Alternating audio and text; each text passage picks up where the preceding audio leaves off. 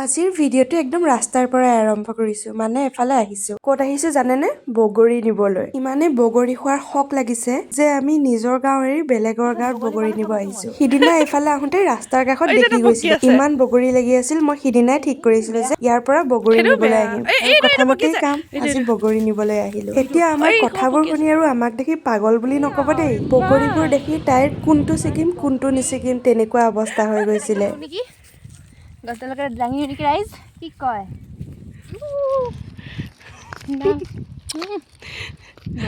আহোঁতে ৰাস্তাত ধনিয়া অলপো কিনি লৈ আহিলো বগৰী সোৱাদ ধনিয়াৰ লগতহে বেছি হৈ যায় তাৰ পৰা বগৰীবোৰ আনি ধুনীয়াকৈ খুৰীহঁতৰ ঘৰত খুন্দি আনিলোগৈ খুন্দা বগৰীৰ টেষ্টে বেলেগ আপোনালোকে বাৰু খুন্দি খাই ভাল পায় নে গোটাই খাই ভাল পায় জনাবচোন খুন্দি অনাৰ পাছত সকলোৱে মিলি জুলি ৰ'দতে বহি আমি বগৰী খালো বাৰু তেনেহলে আজিলৈ বাই দেই কাইলৈ আকৌ লগ পাম।